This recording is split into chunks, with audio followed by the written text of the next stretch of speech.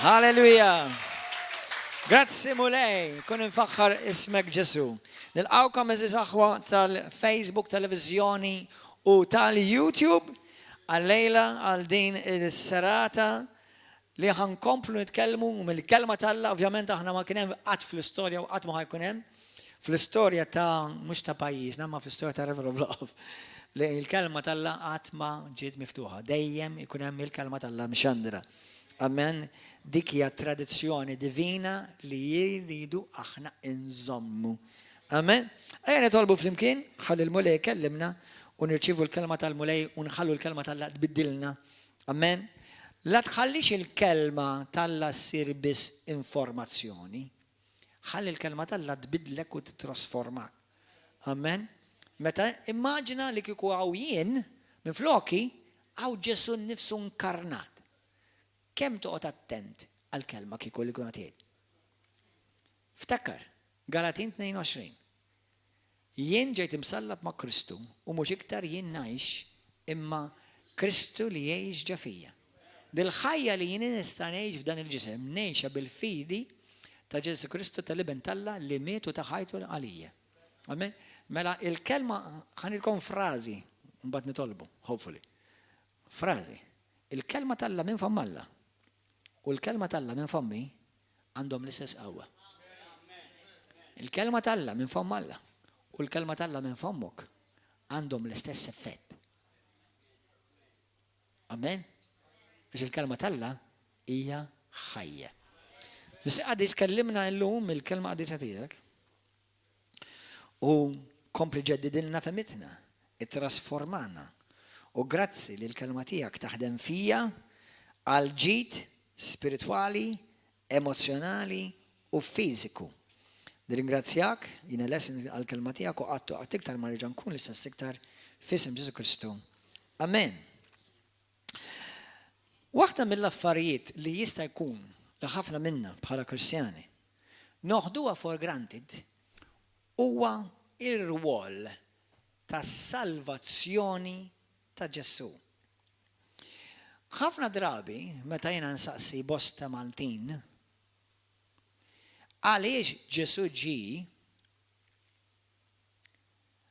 dak li suppost mill-arfin tiegħi u mill-esperjenza tiegħi nemmen li għandu jkun xi ħaġa basic, mhuwiex basic għal ħafna.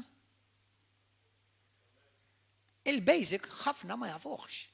Jon kella forsi semawh xi darba, imma m'hemmx revelazzjoni ir-rwol uniku, kulħadd jgħid ir-rwol uniku ta' Ġesu. Għax Ġesu wetta ir-rwol li l-ebda profeta qablu u l-ebda profeta warajh, l-ebda messaġġier Talla qablu jew messaġġier ta' warajh qatt ma wettaq u laqqas seta' iwettaq.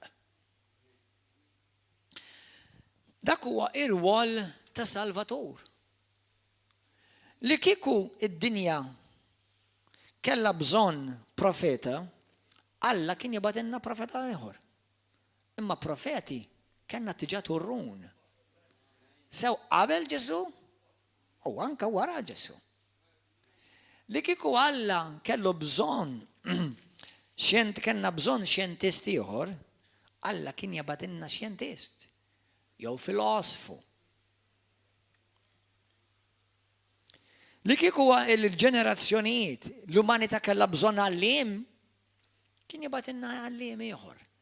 Imma l-ġenerazzjonijiet raw bosta għalliema sew qabel u sew wara Ġesu. Id-dinja kellha bżonn Salvatur.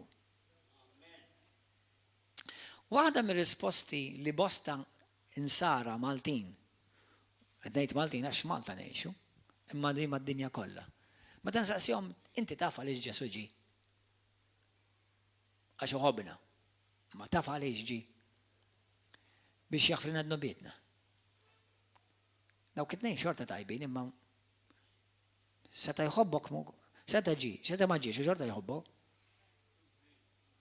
Seta d-nobita kienu jaħfura, u xorta ma karriċ għalfej jiġi biex nobita kien jaħfru l Għax fil-skrittura, kemm darba rajni għaf t-testament il-qadim, id-nubit kienu jiġi maħfura. Salmi 103. Alla kien jaħfir id-dubit. ħafna min-nies, inkluż insara, Maltin, u bosta li anke nitkellem magħhom li forsi jew Maltin jew nkella barranin ma jgħixu f'Malta, ma jafux verament ir-wol jew insew għaliex Ġesu ġie aħwa. U dak li jiena forsi għalija huwa basic, nirrealizza xi kultant għal bosta min-nies hija biċċa steak laħma maġġura. Ġesu ma ġiex biex inti ikollok biss nubitek magħfura hija ta'. U ma ġiex biss għax joħobbok. Kollu veru dak, ma Ġesu ġie biex isalvak. Issa l-mistoqsija l-oħra hija di, meta ngħidilhom xi wħud ġieli jgħidu li ġie biex isalvana, u ngħidilhom minn xiex.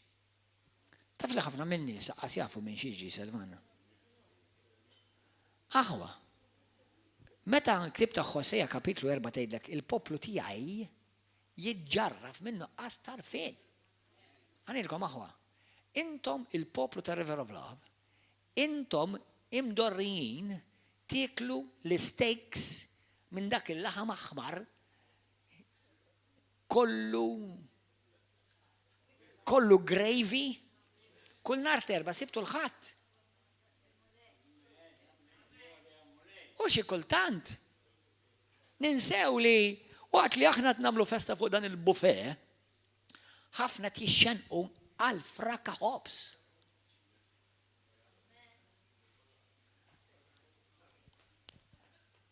Allura meta jiena nsaqsihom tajjeb, xi wħud jgħiduli ġi biex isalvana, taf minn xiex? Ma nafx ta'. My Lord have mercy.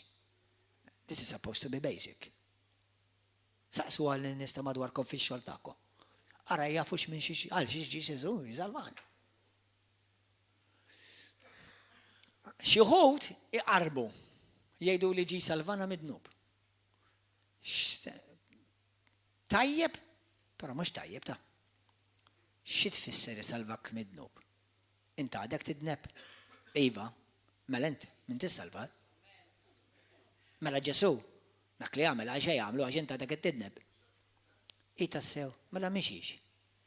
Ġesu ġie biex isalvak mill-abbissi tal-eternità tal-infern. Halleluja. Li kieku ma kienx serja daqshekk it-telfin tar-ruħ tal-bniedem, kieku ma kellux għalfejn Alla jibgħat il-libnu u jagħmlu kappuljat fuq salib.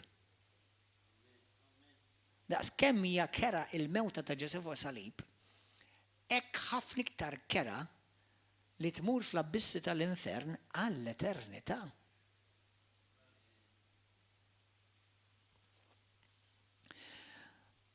Illum kont qed nitkellem ma' wieħed Musulman.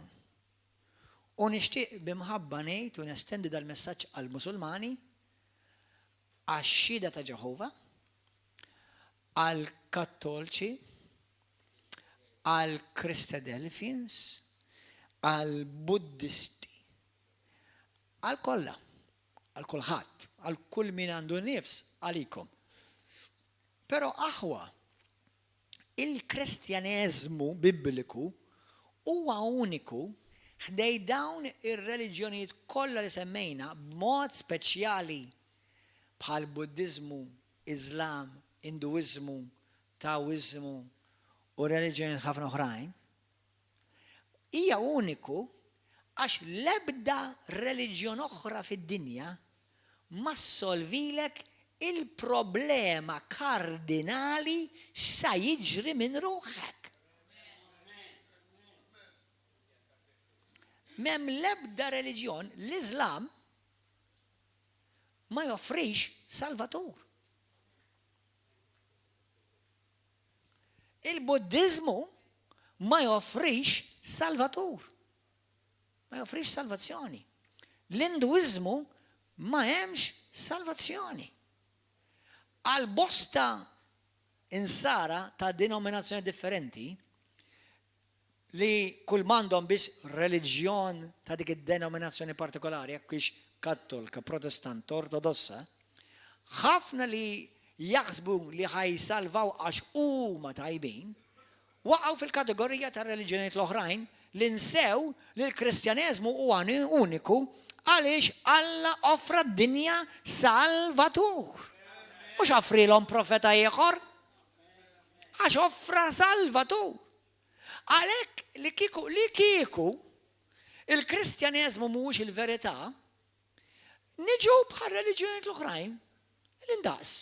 Għex ħajja tajba u whatever jiġri wara din il-ħajja ħatmur f'post ħawfu li tajjeb għax inti m'intix daqshekk ħażin wara kollox.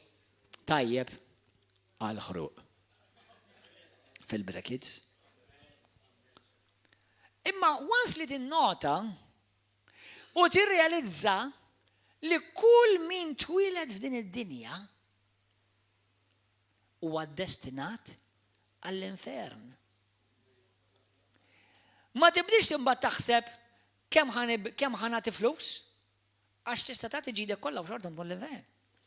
Ma tibdix tgħid kemm il-kmandament ħanobdi għax tista' tobdi l-kmandamenti kollha li xorta ħadd ma ħernexxilek tagħmilhom. U xorta tmur l-infern. Allura mbagħad inti tibda immaġina inti qiegħed fuq vapur, dik il-vapur huwa d-dinja u dal-vapur ftit qed jereq. U inti jinnaf jiġi xi ħadd jgħidlek irid insalvak. U tgħidlu please salvani minn dan il-vapur għax qed jereq. U jgħidlek all right, jgħidlek ħantik Panadol.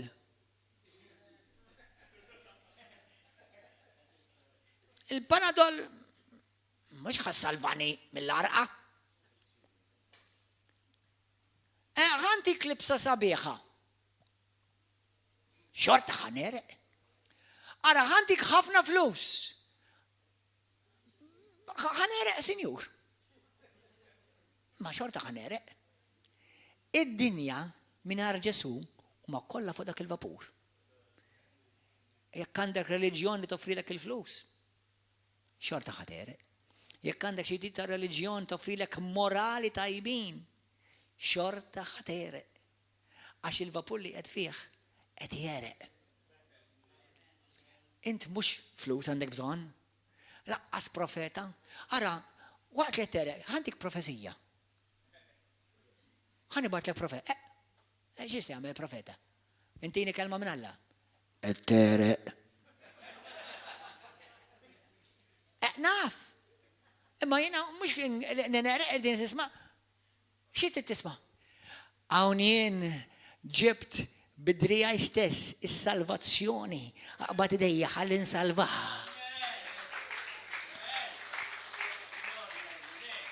L-immunità dak għandha bżonn tisma'. L-għandha bżonn xi profesija oħra. L-għandha bżonn xi guru ieħor. Ara ħin medita, okay. Babda waħda. Ara taħt l-ilma, ereqna. Billi bat li guru. Immeditajt nereq.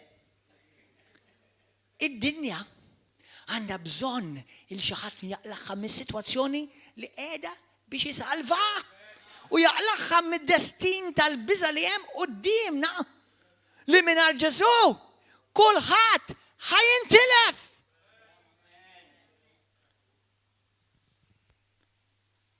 Eżis Musulmani li intom naf li ħafna minnkom nissewwa tħobbu l-Alla. L-Islam ma joffrilekx salvatur. Anke jekk Muhammad temnu li huwa l-profeta tal-Alla, ma jistax isalvak.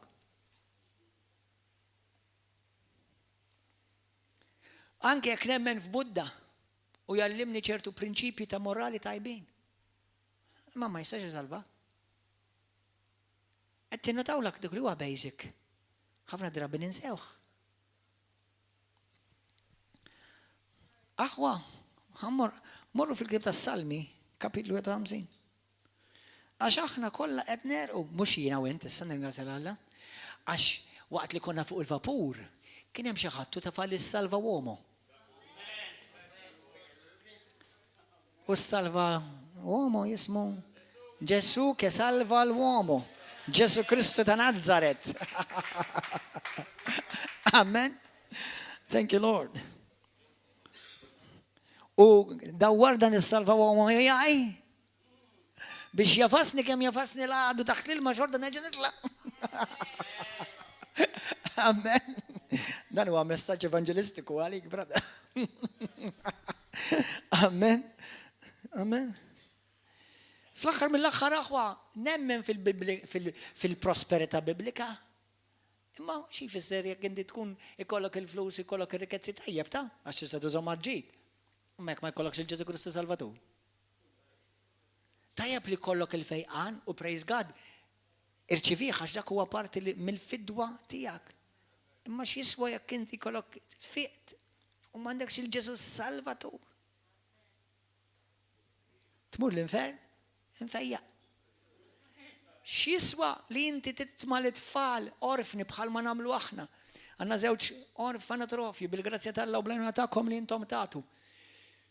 Nitimgħuhom, imma jekk ma ntuhomx il-Ġesu, nibagħtuhom l-infern b'saqhom imlejja. Aħwa, id-dinja għandha bżonn Salvatur. X'għandrulhom morru jgħidulhom li Ġesu ġie biex jisalvahom mill-abissi tal-eternità tal-infern. Halleluja. L-ebda pastor mu ħajsalva xu pastor. L-ebda isqof mu ħajsalva xu isqof. L-ebda papa mu ħajsalva xu papa. Kollha ħajsalvaw permezz tal-istess wieħed. Ġesu Kristu. Li bentalla l-ħaj. L-unika Salvatur. Amen. Salmi 51. Morru hemm flimkien. Thank you, Lord. Salmi 151. Min vers 3. Ikollok ħnina minni u Alla fit-jubitek. Fil-kobor tal-ħnina tiegħek ħassar ħtijieti. Aħsilni kollni mill-ħtija tiegħi. Naddafni mid-dnub tiegħi. L-ebda profeta ma seta' jnatfek mid-dnub tiegħek ta'. L-ebda guru. L-ebda messaġġi. Alla biss għax huwa Salvatur. Għax jien narafhom ħtijieti. Id-dnub tiegħi dejjem qudiemi. Kontrik biss jien dnibt. U dak li hu ħażin f'għajnejk għamilt. Hekk jien naraf is-sewwa tal-kelma tiegħek u bla teba jidher il-ħaq tiegħek. Ara jiena ssawwart fil-ħtija u fid-dnub nislitni ommi. Aħwa, m'hemm ħadd mis-sema l-isfel li għatwilet minn mara, ovvjament minn mara biżiż għatwilet. Għafor jallu maħsbu li l-irġili jistaw weldu. Imma minn mara biżiż minn ġuf. M'hemm ħadd li twilet din id-dinja li ma twilitx, anzi ma ġiex imsawwar fid-dnub. Qabel ma kont int imwielet, int kont diġà midneb. Dak li jgħidulu id-dnub tan-nisel. Tan-nisel ġifieri tal-ġenerazzjonijiet, minn fejn ġie dnub? Dnub ġie minn Adam u Eva. Għal dawk li tgħidu Adam u Eva hija ħrafa, ismani u ħares lejha sew. Int ħrafa. Għax jekk tiġi tgħid li Adam u Eva, speċjalment Adam huwa ħrafa, ħajkollok tgħid ereżija li anke Ġesu huwa ħrafa għax Ġesu huwa t-tieni u l-aħħar Adam biex jirriversja dak li l-ewwel Adam għamel. U min jiġi jgħidlek Adam u Eva huma ħrafa, għandek quddiem għajnejk profeta għallim mexxejn fals aħrab. Għax li kieku l-ewwel Adam mhux vera, mela kieku t-tieni Adam x'ġie jagħmel. Apparti li Ġesu isemmih u jikkwutah, Ġesu nifsu l-ewwel Korintin kapitlu 15, vers 44 sa 48 jissejjaħ it-tieni Adam. F'Rumani sa naraw wkoll, f'Rumani kapitlu 5, Ġesu huwa t-tieni Adam. Mela jeżist bħalma jeżisti t-tieni bil-fors by default and by common sense, which is not that common anymore. Okay? Hey, there has to be the first one in order for the second one to exist. تكون عامل أول واحد باش الدنيا واحد يزيد. Amen. Hallelujah. Gloria lil Mulei.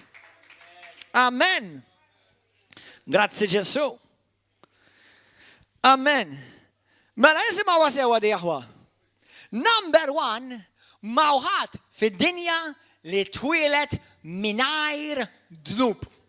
Anche kelma mi għajtlek inti l-anġlu tijaj. Anġlu bellu saqajaħ tal-fidilerru.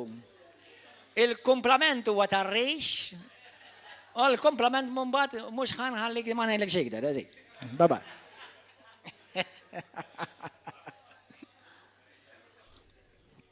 Amen. Amen. Thank God. Kolla kemm aħna, ismawni, għajdukom tlet punti. Kull min għad twilet fid-dinja. U kull min għad irid jitwilet fid-dinja, ismawni, kolla kienu mwilda fid-dnub. Fid-dnub tan nisel. Mux għadna jilek id-dnub li għamennajna u enta? Fid-dnub tan nisel. Iġifiri, id-dnub li ġi u ħakem fuqna mid-dnub ta' nisel jew il-ġenerazzjoni ta' qabilna. Amen? Dik hija skrittura. Mela Ġesu ismawni, ma ġiex jaħlisna mid-dnubiet, Ġesu ġi biex jaħlisna mid-dnub. Il-Bibja tgħidlek ma Ġesu, il-Bibja ma tgħidlekx Ġesu sar id-dnubiet tagħna, il-Bibja tgħidlek Ġesu sar id-dnub għalina. Id-dnub, he became sin, not he became sins. He became that big sin. 2 Korintin kapitlu 5, vers 21. U li ma rafx dnub, Alla għamlu dnub għalina biex permezz tiegħu aħna niġu ġustifikati u niġu ġusti, il-ġustizzja talla tiġi impartita, imputata, poġġija fina. Bl-Ingliż toġobni ħafna iktar, He who knew no sin, he became sin on our behalf, so that we may become the righteousness of God in him. Amen. Hallelujah. Mela, Ġesu sar dnub għalina. Morru fi ktib ta' Ġwanni,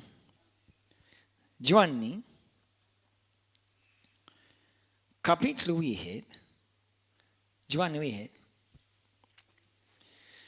Hallelujah. Verse 29. L-iskrittura hija mnebħa minn Alla. 2 Korintin 3, 16-17. L-iskrittura hija kollha mnebħa mill-Ispiritu Santu. Mela bħalma toqgħod attent x'tgħid, oqgħod attent ukoll x'ma tgħidx. Isimgħuha. Verse 29.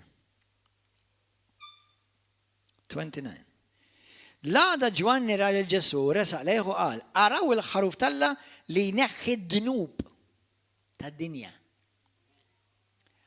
Isimgħuni, illum smajt preacher, u dal-preacher joġobni ħafna, però laqqas jirrealizza dal-preacher li żbalja. Ma qax ngħidlu għax irrelevanti. Beda jgħid that our sins were covered. Jesus did not come to cover your sins. Ġesu ma ġiex biex jattilna d-nubieta. Il-kunċett ta' Kippur ma teżistix fit-Testament il-ġdid. Fil-Ġudaizmu hemm il-festa ta' Jom Kippur, l-aħħar jum li wieħed mill-ogħla jum tal-Lut li f'dak il-jum kien għal sena sħiħ id-dem tal-ħaruf kien jiġi mpoġġi fuq il-latu dak li jgħidu l-mersisi biex id-dnub tal-poplu tal-la jiġi motti. Ġesu ma ġiex jagħmel. Ġesu ma ġiex jatti d-nubietna. Ġesu ġi kompletament biex jerradikom u jneħħijhom. Halleluja. Ġesu il-ħaruf tal-Alla li neħħi, mhux li jatti.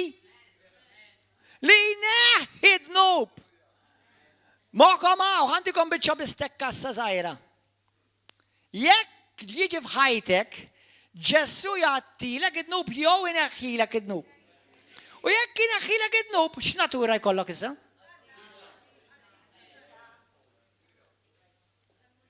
Bla dnub. Jew neħħieħ, jew ma neħħieħx.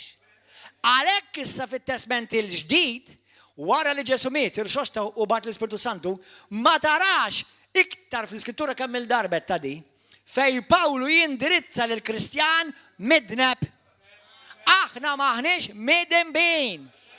Aħna Kristjani b'natura ta' Alla ġdida b'DNA divina li ġejja minn Alla, għax issa natura tiegħi ma hemmx dnub iktar fiha. Tiġix tgħid li inti ma tidnibx ta' pastor. Mur isma' 20 siegħa talim li jien għamilt spiritu, ruħ u ġisem. Fl-ispirtu aħna għandna natura tal-Alla. Perfetti. Bla dnub. U dak huwa l-unika parti minnek li ħadmur il-ġenna.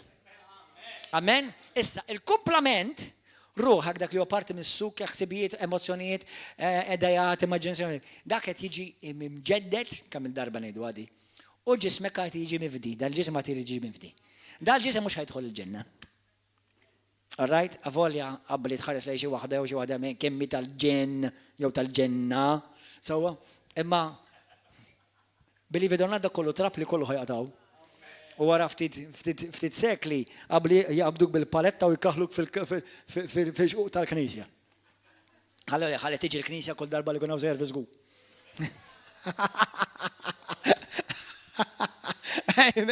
Halleluja, amen. Mela ismawni, mela Ġesu jneħħi d-nubiet, amen, mela għalhekk issa Ġesu għall-unika Salvatur. M'hemmx Salvatur ieħor. Eżis Musulmani inħobbkom u mhux jiena nħobbkom il-mħabba tiegħi ma tbiddilx lilek, il-mħabba ta' Kristu li tbiddlek. Ġesu irid isalvak. Għax joħobbok, għax bħalma met għalija met ukoll għalik. Amen. Mela kull bniedem twilet fid-dnub tan-nisel. Issa aħna ma nidimbu, aħna maħniex midinbin għax nidimbu, aħna nidimbu għax midinbin, speċjalment qabel ma tkun imwieled mill-ġdid. Issa meta ssir Kristjan vera ġenwin ta' Alla, id-dnub m'għandux iktar seta' fuqek. U tikkontrollak inti minflok jikkontrollak hu. Amen. It-tentazzjoni tiġi xorta bħalma ġiet Ġesu fil-ġisem. Imma llum Alla tak il-qawwa u l-awtorità u d-dominju biex li dnub tista' tgħidlu le. Halleluja. Amen. Imma qabel ma stajtx. Qabel ma stajtx ngħidu le dnub. Number one jien kont minn bil-dnub. Kelli natura ta' dnub, allura anke jekk ma nidnibx b'xi mod partikolari xorta nkun qed nidneb għax midneb. Missa ma diġi natura ta' midneb, issa għandi natura ta' qaddis Alla. Teni Pietru kapitlu 1 vers 4 sa 5, Efesin kapitlu 4 vers 24 u ħafna skritturi oħra, mur aqra l-ewwel Korintin kapitlu 15 fejn jgħidlek hemm il-bniedem tal-art u hemm il-bniedem tas-sema u qed jitkellem fuq. X'tgħidu l-ħadd. Amen. Bħalma hemm dawk li huma mwilda skont l-ewwel Adam mill-art. Hemm dawk li huma mwilda skont it-tieni Adam mis-sema. Hallelujah! Woo! I'm having a revival here. Amen. Morru studjaw, that's powerful. Ħanajdilkom, hija skrittura li tista' tkissillek xeda. Meta tibda tomoħda. Amen. Anyway. Mela, kulħadd imwieled fit-dnub. Kulħadd. Issa naf bħalsa tisimgħuni xi kattolċi li jiena nħobb wara jħobbok u qed jgħidli ma' Marija le. Issa moħħkom hawn. Moħħkom hawn. Kattolċi, protestanti, evanġeliċi, pentekostali moħħkom hawn. L-iskrittura hija ċara li kulħadd imwieled fid-dnub. Mela Marija midimba jew le, pastor? Le. Marija mhijiex midimba. Hawnhekk ħanaqbes għall-Kattolċi. Għax jiena nħobb l-integrità. Is-sewwa irrelevanti min jgħidha huwa sewwa anke jgħidu l-ħmar. Meta inti għandek xi Kristjan Zeluż. U jiġi jgħid għax il-Madonna midimba bħal kulħadd. Sorry. Qed tkun ċebet tikka. Il-Madonna mhijiex midimba. Il-Madonna qaddisa bla dnub.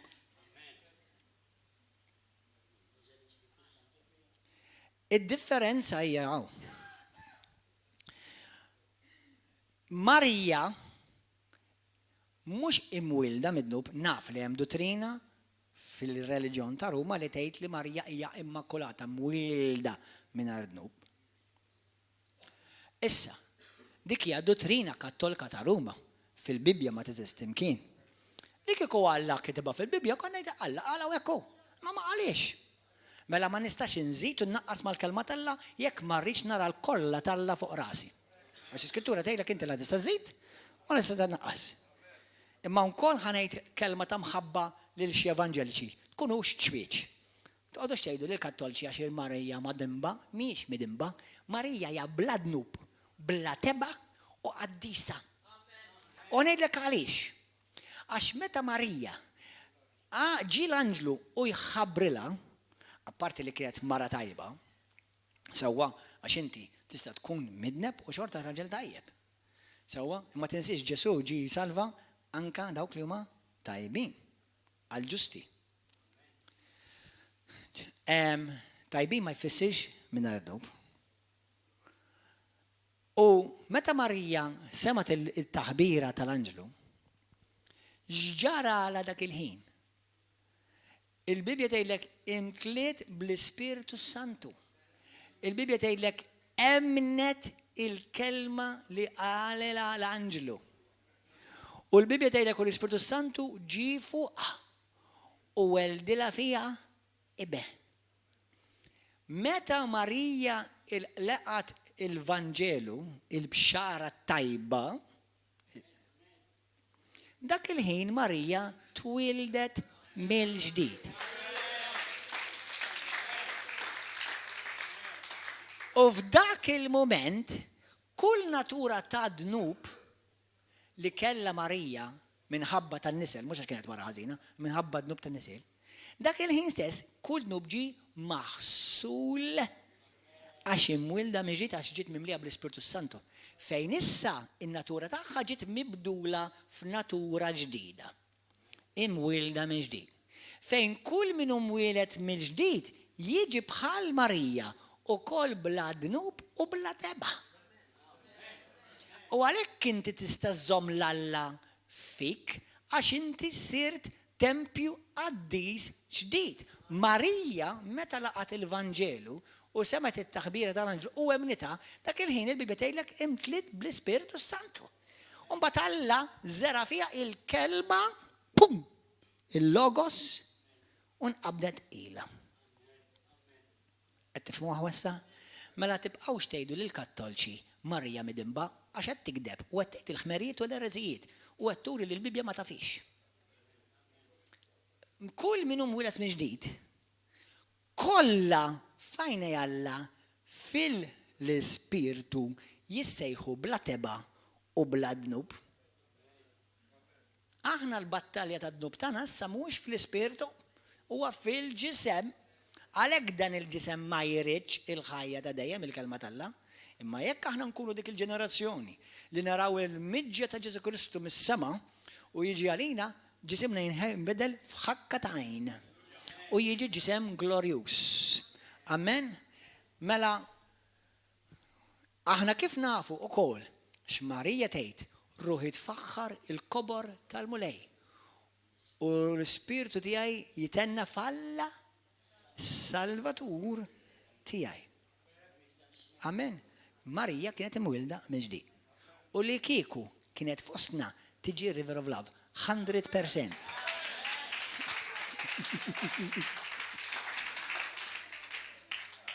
Amen. Amen.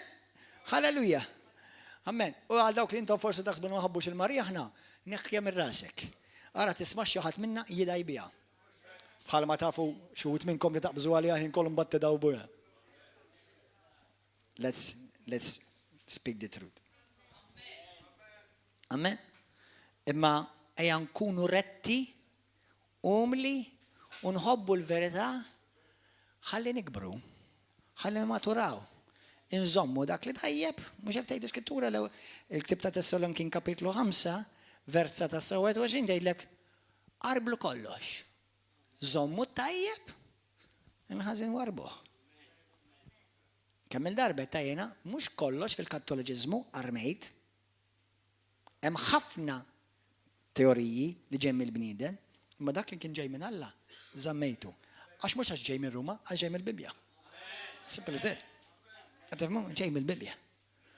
Amen. U jiena ma naqbis la l-Kattoliċi, u laqas l-Protestanti, naqbis għas-sewwa. Irrelevanti min jgħidu. Anke jekk jgħidu dak tal-kamp tal-opposti għaj, ma nafx minnu, imma anke jekk jgħidu, sewwa tiegħi. Sewwa tiegħi. Għax l-integrità u minn għandu l-biża' Alla tirrekjedi dik fik li inti tgħid dak lu sew. Amen. Amen, halleluja. Falsa. That's it. Mela ħankomplu. Mela kollha dimbu, kulħadd midneb. It-tieni ħaġa, kulħadd imwieled mitluf. This is aħwa. This is sad. Kull min itwieled f'din id-dinja imwieled mitluf. Għaliex? Għax jekk inti fid-dnub mitluf.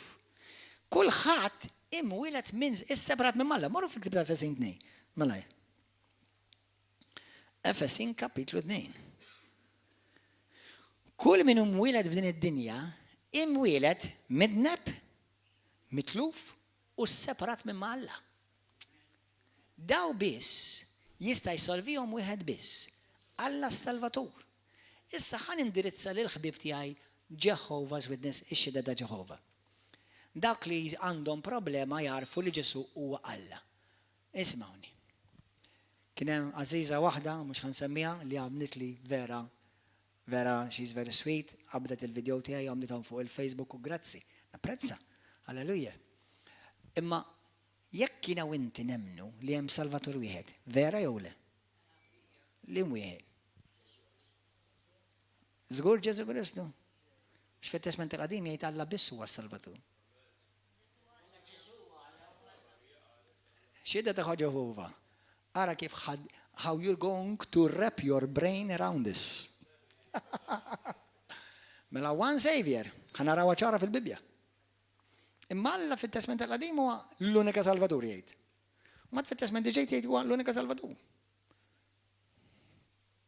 1 + 1 1.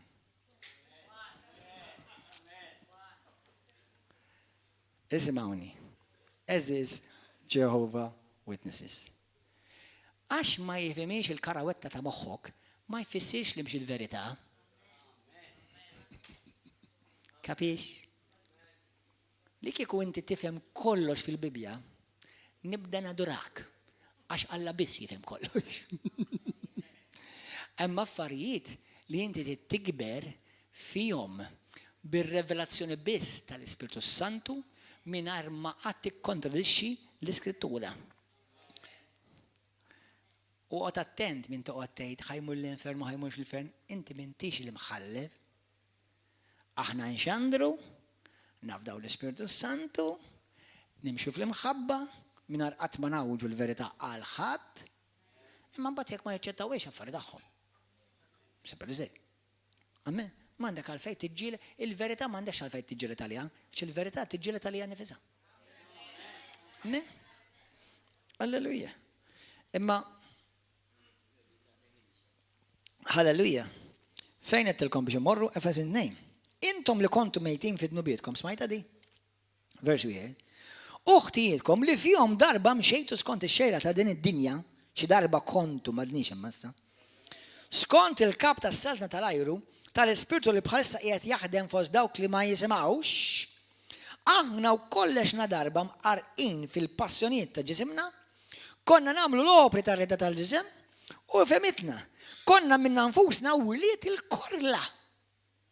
Midinbin, mejtin, mifrudin minn Alla u l-korla talla fuq rasna. Aħwa ħanidikom ħaħwa. Il-ġudizzju l-korla talla ma tibdix minn min tmut. Il-ġudizzju l-korla talla tibda minn mindu inti tgħid le lil Ġesu. Morru xandu l-Vanġelu mad-dinja kollha, kull min jemmen u jitammet isalva. Kull min ma jemminx huwa ikkundannat. Mhux xi darba ħajkun ikkundannat. Huwa Ġwanni 3:36. Kull min jobdi lill-liben talla huwa għandu l-ħajja ta' dejjem. Ma min ma joqgħodx għall-liben talla, il-korla talla tiqaf u taqa' fuqu. Jekk inti qed tistaqsi u tħokk rasek imma għaliex dejjem jiġru li affarijiet żiena, ma nistax nieħu r-ruħ. Iċċekkja naqra dil-erja li jista' jkun.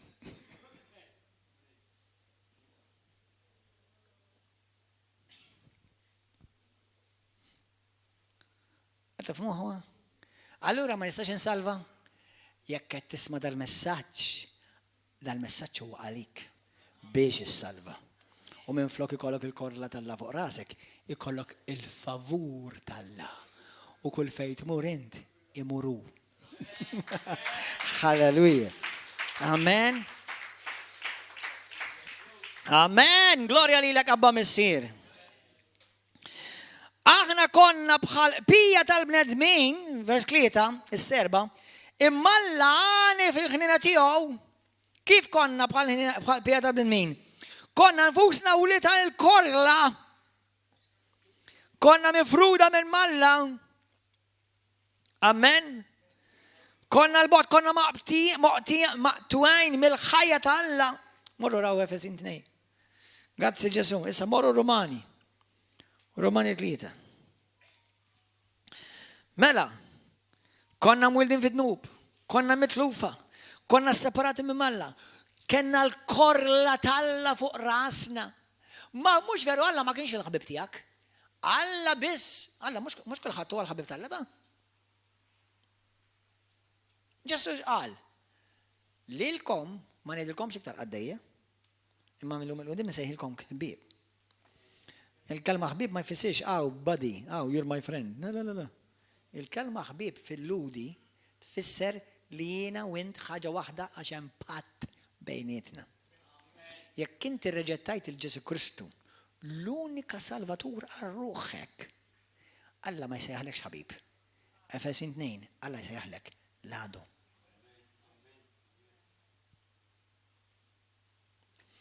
Imma Alla, jekk Alla huwa mħabba ħajtfak l-infern, tkunx balalu. Aħna mhux qed nitkellmu fuq Pastor Gordon, aħna qed nitkellmu fuq Alla li jista' kollox li krea l-univers. B'tebtiba ta' għajn Alla jista' jindiżintegrana lilna. Alla huwa kemm perfettament imħabba u kemm perfettament ġudizzju. U Kristu huwa l-bridġ bejn il-ġudizzju perfett u l-imħabba perfett fejn jiltaqgħu u jbusu lil xulxin. Halleluja. Amen. Fi Kristu Ġesu għalhekk l-ebda profeta ma jista' jsalvak. Għax fi Kristu Ġesu tiltaqa' il-korla li kien ħaqqa d-dinja għax ħaqqa. Il-ħażen dejjem ikber. Il-ġudizzju perfett Alla, kull imħallef ġust bil-forsi kollu jagħtik dak li ħaqqa. Ċinkella jkun korrott. Sewwa? Imma Alla, imma nara jiena s-sala kif kun ħammuk ngħidu l-mulej, sorry, u jaħfilli ju. Ara tagħmilx mal-qorti hawnhekk mur il-qorti hawnhekk ta' Malta da. U kif tmur quddiem il-mħallef, għajdlu ara mħallef. Sorry, mhux ħanerġa' aħfilli. Għax tgħidlu sorry taħseb li aħfillek. Jgħidlek iva, sorry, I'm glad li qed tirrealizza li għamilt żball, mur il-ħabs. Ġieġ, jekk ngħid sorry lil Alla mhux biżejjed, u żgur le. Għandek bżonn xi ħadd iħallaslek is-sentenza u jagħmel tajjeb u jagħmel il-pledge biex joħorġok minn dak il-ħabs. Ġesu dak li ġie u daħal għalik quddiem li ħallef. Allu dan vera ħadd imissier. Allu ma jiflaħx għalli ħajja, ħanħallas għajjin. U dak li ħaqqu dan it-tifel itfgħu fuqi. Mhux tab xejn Ġesu beża mis-salib, jekk jista' jkun missier biegħed dan il-kalċi minni. U jekk inti tirreġġetta l-Kristu, ħatibqa' tlaqqat il-kalċi sal-aħħar qatra għall-eternità tal-korla talla. U tkunx balalu, tuġi tgħid għax Alla kieku jħobbni ma jitfanix l-infern. Alla ma jridekx tmur l-infern, imma jekk inti tinsisti li tmur hemm, tant iħobbok li ħajħallik tmur.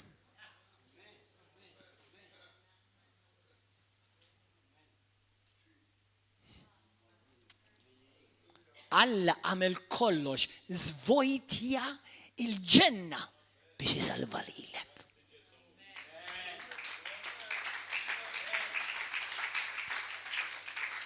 Ara ma tiġix tgħidli xi balala jew balalu għax kieku Alla ħajtfak l-infern għadek ma fimt xejn. Zero. Taf xejn l-iskrittura fil-Ktieb ta' Proverbi, il-bniedem tal-Alla jifhem il-ġustizzja imma l-bniedem ħażin din il-ħaġa ma jifhimiex.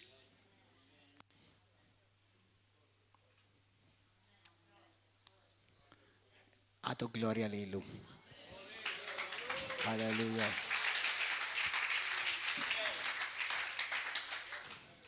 Romani 3.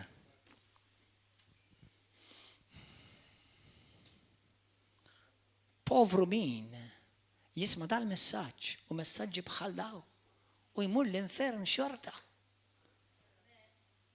Alla ma ħalaqx l-infern għalik. Alla ħalaq l-infern għad-demonji. Imma bat il-libnu Ġesu għalik. Ħanilek kemm Alla jħobbok u ma jxieqx tmur l-infern. Meta Alla kellu il-ġenna f'armonija perfetta u anġli kbar u sbieħ b'mużika ħirġin minnhom u daw l-ġmil ta' kuluri li qatt biss ħlomna bihom aħna. U kienu jduru ma' tron tiegħu u jaqduh u jadorawh u jfaħruh bla tmiem. Meta wieħed minn dawn l-anġli kbar tant sbieħ ħada kontra Alla,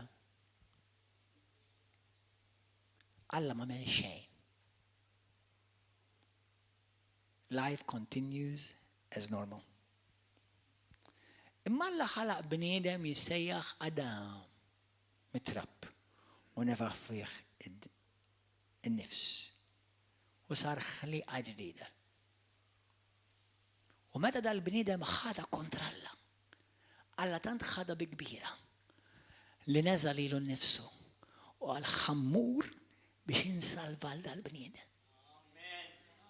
Alla tilef anġlu u kwart tal-anġli tiegħu jew terz u ma għamel xejn. Alla kellu bniedem u dineb u ħalla kollox biex isalvaha. Ara ma tmurx tgħidli Alla ma jħobbx il-bniedem. Inti tista' tkun wieħed minn dawk li tidgħajlu, toffendi l-messaġġiera tiegħu bħali. Thank you, għax Alla jsara fili f'barka lili. Halleluja. Imma int tkun l-ikbar iblaħ u Kristu jwissi jkun aħjar għalik li qatt ma tkun twilet jekk smajt u rreġettajt.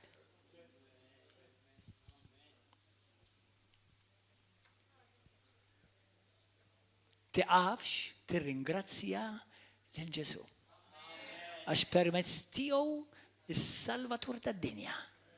Aħna ġejna salvati.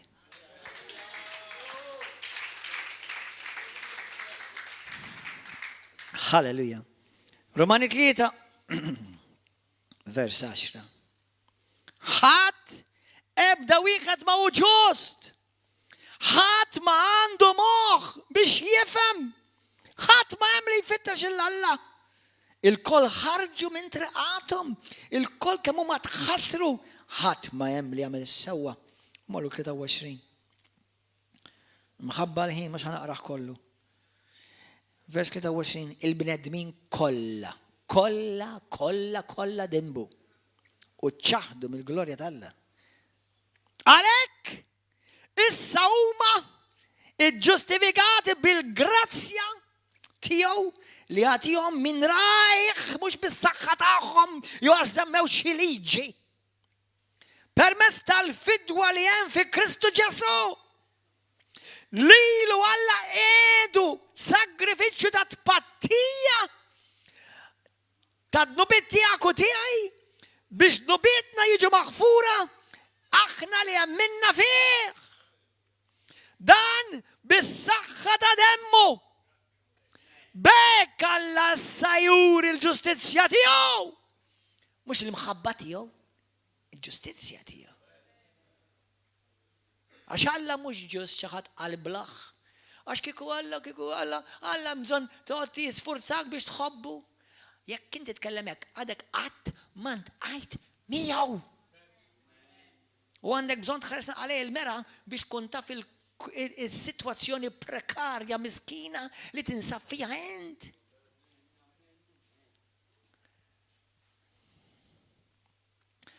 Daqs kemm Alla jħobb il-bniedem, daqshekk ieħor Alla jobgħod id-dnub. U jekk inti tkollok idea kemm Alla jobgħod id-dnub, mur studja ara x'għamel lill-ibnu fuq is-salib li sar dnub għalik u għalija. U sar il-ġustizzja tal-Alla lija u għalik. Halleluja.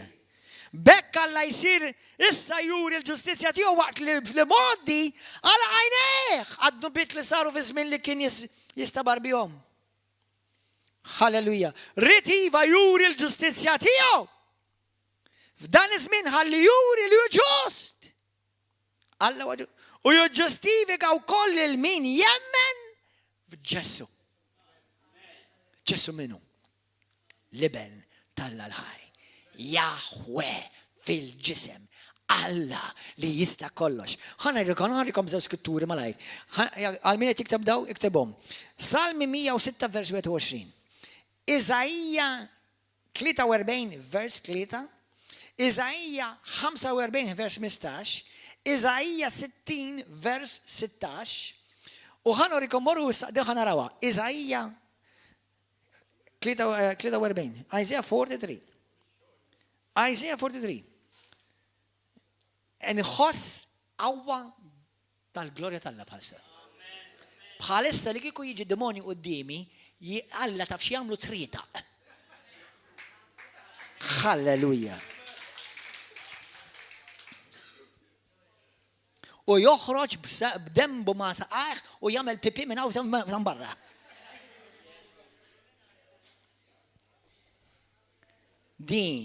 Dan huwa x'nemmen jiena int. Halleluja. Gloria al Mulej. Vers 11, isimgħu. Da li jagħmilni qalbini u ma nibżax u ma nistħix. Jien il-Mulej u ħliefi m'hemmx salvatur ieħor. Fi ktieb ta' Ħosseja 13, morru hemm. Ħosseja, kapitlu 13, vers 11. Eżis ħbieb ta' xhieda ta' Ġehova. Araw fejn qed tisbaljaw. U qed tpoġġu lil ruħkom fil-periklu ta' telfin u lil dawk kollha li qed jemnukom għax ma jafux il-Bibja, għax min jaf il-Bibja m'intix ħadd bella ulu. 11. Jien natik sultan fadbi u naħħjulek fis-saħħa tiegħi, fis-saħħna tiegħi. Salmi, Ħosseja verse 4, sorry. Verse 4, Salmi, mhux Salmi, Ħosseja 13, skużawni. Mela, Ħosseja 13, verse 4. Jien il-Mulej Alla tiegħek. Sa mill-art tal-Eġittu, int m'għandek ebda Alla ieħor ħliefi. U m'hemmx għalik salvatur ieħor għajri. Xhieda ta' Ġehova. Jekk intom din temnu, tridu tarmu t-Testament Ġdid kollu. Għax issa fit-Testament Ġdid ħanaraw fejn l-Iskrittura tgħidlek li Ġesu Kristu huwa biss l-unika salvatur. Mela jew qed niġġennu, jew qed tiġġennu. Għalhekk fejn ma tifhimx, itlob l-Ispiritu Santu jilluminak. Għalhekk ma tistax jiena u inti ċertu affarijiet mhux ħanifhmuhom, għax jiġi tgħidli għax it-Trinità ma teżistix fil-Bibja. It-Trinità min bidu sal-aħħar il-kelma ma tissemmix, imma l-kunċett minn f'kull paġna kważi qed hemm. Għax jekk Alla l-Mistru huwa Alla l-unika Salvatur, jekk Ġesu Kristu huwa Alla l-unika Salvatur, jekk Alla biss isalvak, jekk Alla biss jista' jifdik, u Ġesu Kristu biss jista' jagħmel da, jekk Alla biss jista' jaħfilek dubietek fit-Testament il-Qadim, imma Ġesu Kristu biss jista' jaħfilek dubietek, mela minnu Alla. Għalhekk imbagħad ikollok tispiċċa tibda tittallem l-ereżijiet għax m'intix taċċetta dak li huwa ċar, għax ma fimtix, mela mhux hekk. Le, moħħok mhuwiex ir-riga tat-teoloġija. Ftakar li kol m'għandek karawetta. U jekk jaħdem sew moħħok kull ma tħaddem madwar 1 jew 2%. Iktar minn hekk issir ġenju. Taf li l-bniedem kull ma jaħdem xi 1-2% minn moħħu. Jew 3% ġara. Meta jkun bniedem sew, mhux jaħdem taktek.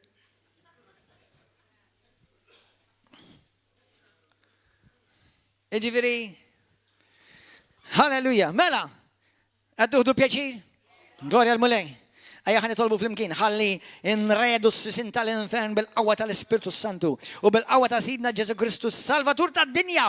Mhux biss jasalvak minn ġewwa l-abissi tal-infern, imma jsalvak minn kull saħta, minn kull mamul u minn kull marda. Dik il-kelma salvazzjoni m'għandix ħin issa biex niftaħha, imma dik il-kelma salvazzjoni tfisser Ġesu li jirranġak, jiffiksjak, ifejqek u ma jonqsok iktar xejn, hija l-kelma sozo li Ġesu ġi jsalvak totalment, kompletament, spirit, soul and body. Halleluja. Amen. Għalek ma naċċettax il-mart, għalix, għax bħal ma taċċettax id-dnub, taċċettax il-mart. Ma taċċettax is-saħta, ma taċċettax xi ħaġa oħra. Dak kollu biss li jiġi minn Alla biss naċċetta. Amen. Halleluja. Issa morru fi ktieb tal-Atti tal-Apostoli, kapitlu 4. Gloria lilek muli qaddis. Mużika.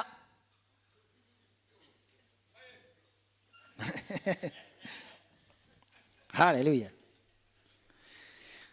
Thank you, Lord. Meta intom ħafna minnkom intom ħatifhmu xi jħoss il-predikatur meta jkun hawn. L-Iskrittura tgħidilkom di jara, di xi ħaġa parantesi. Meta l-Ispirtu tal-Alla jiġi fuqek, inti tinbidel f'persuna oħra. Gordon John Manche hawn jippridka huwa differenti minn Gordon John Manche qed nuħu tazza temakom fil-kafeterja. Totalment differenti. Ftakar, minn fommi tkun ħirġet il-kelma eterna li teżżes il-qawwa ta' dlamijiet. Halleluja. Amen. Dak mhux inbiss, kull minnu vera predikatur midluk minn Alla. Amen. Thank you, Lord. Atti tal-Apostoli kapitlu 4, vers 12. Fħadd ħliefu ma hemm salvazzjoni. Issa tgħid għal Ġesu. Għax imkien taħt is-sema ma hemm isem ieħor boti lil-bnedmin li bih aħna għandna nkunu salvi. Glorja l-mulej. Mor fil-ktieb tar-Romani, kapitlu 5. Oh, glorja l-mulej, xi ħadd ħajrċievi miraklu lejla. Xi ħadd ħajfiq minn problemi f'marda fid-demm. Aw xi ħadd għandu marda fid-demm illejla Ġesu fejqek. Hallelujah. Jesus. Romani kapitlu 5. Ismaw di. Għalek vers 12. Bħalma kien permess ta' bnidem wieħed lil-dinja fid-dinja daħal id-dnub. U permess ta' d-dnub il-mewt. U hekk il-mewt laħqet il-bnedmin kollha għax kollha dimbu. Kienet għada ma waslitx il-liġi. Id-dnub kien ġa fid-dinja. Imma d-dnub ma kienx madut la darba liġi ma kienx hemm. Madan kollu l-mewt saltnet u koll minn Adam sa Mose imqarfu dawk li ma waqgħux fid-dnub li fih kien waqa' Adam. U kien xbija ta' dak li kellu jiġi. Imma d-don mhuwiex bħal ħtija. Għax jekk permezz ta' ħtija waħda mietet il-kotra aktar u aktar. Issa l-grazzja ta' Alla u d-don moti bil-grazzja tal-bniedem wieħed li hu Kristu Ġesu xterdet bil-bosta fuq il-kotra. U d-don anqas ma bħal frott ta' dak il-wieħed li dineb għax ta' sew il-ġudizzju moti fuq id-dnub wieħed wassal għal kondanna. Iżda d-don moti wara ħafna dnubiet wassal għal ġustifikazzjoni. Qed jgħid għal Ġesu, għax jekk minħabba fil-ħtija ta' wieħed l-ewwel Adam saltnet il-mewt, permezz dak il-wieħed, kemm aktar u aktar dawk li jirċivu l-kotra tal-grazzja u d-don tal-ġustizzja għati saltnu fil-ħajja permezz ta' wieħed li hu Ġesu Kristu. Halleluja! Glorja lil Mulej! Thank you, Lord. Thank you, Jesus. L-ewwel Timotju, isimgħuha. 2. Umu bil-jifqa. Ħanitolbu. L-ewwel Timotju 2. Isma'wa di. Isma'wa eżis kattolċi, eżis ħbib Musulmani, eżis ħbib ta' xhieda ta' Ġehova. Għax wieħed hu Alla. U wieħed il-medjatur bejn Alla u l-bnedmin. Il-bniedem Kristu Ġesu. Li tali lu nnifsu bħala prezz ta' fidwa għal kulħadd. U x-xhieda ta' dan ingħatat f'waqta. Thank you, Jesus. Ġwanni 4:6, skrittura popolari. Jien it-triq, jien il-ħajja, jien il-verità. Ħadd ma jmur ant il-Missier jekk mhux permess tiegħi. Ġwanni 3 vers 17 u 16, ħanejda 16. Għax għalhekk ħabb id-dinja. Li tal l-ibnu l-waħdini Ġesu biex kull min jemmen fih ma jintilifx iżda jkollu l-ħajta dejjem. Għax għandna l-Missier ma batx l-ibnu l-Ġesu fid-dinja biex jikkundanna, imma biex id-dinja permess tiegħu salva. Halleluja! Gloria lil Mulej! Għaw xaħti lejla jgħid pastor, jien irid inkun salvat permezz ta' Ġesu għolli jdejk. Għaw xaħti lejla l-ewwel darba. Tixtieq ħajtek il-Kristu biex issalva għolli jdejk malaj. Għolli jdejk malaj. Intom li intom fuq YouTube, televizjoni u Facebook. Jekk inti tixtieq issalva m'hemm l-ebda isem ieħor. Ġesu Kristu biss, mhux reliġjon, mhux knisja, nemmen fil-knisja, nemmen fix-xirka, imma mhux dik ħassalvak. Inti tista' tiġi l-knisja, tista' tiġi kull service u tkun sejjer dritt l-infern xorta waħda. Il-Ġesu. Inti mhux ħatidher quddiem l-isqof il-Papa u l-Apostlu, ħatidher quddiem Kristu. Lil Ġesu u biss Salvatur waħdu. Ejda talba warajja minn qalbek. Ejdu Missa Qaddis. Grazzi tal-binek Ġesu. Nemmen b'qalbi kollha li Ġesu huwa l-unika Salvatur. Salvani Mulej. Ħolni Mulej minn kull madma tal-għadu, minn kull saħta jew magħmul, mill-ħakma ta' dnub ħolni. Salvani mill-abbissi tal-infern. Salvani mill-kundanna tal-eternità mifrud minn minnek. Ġesu, inti li bentalla l-ħaj, dan nemnu b'qalbi kollha. Inti li mittalija fuq is-salib. Mitt u rxixtajt ma' t-tielet jum. Ġesu għajja f'qalbi, invadili ħsibijieti, ruħi u ħajti. U millu minn qudiem, huwa overend. Poġġi fuq it-tron ta' ħajti Mulej. U mexxini int, salvani int. Mulej mhux bis-saħħa tiegħi, mhux bis-saħħa tal-ebda reliġjon, bis-saħħa tiegħek biss Ġesu. Millu minn qudiem nibda ħajja ġdida fik Mulej.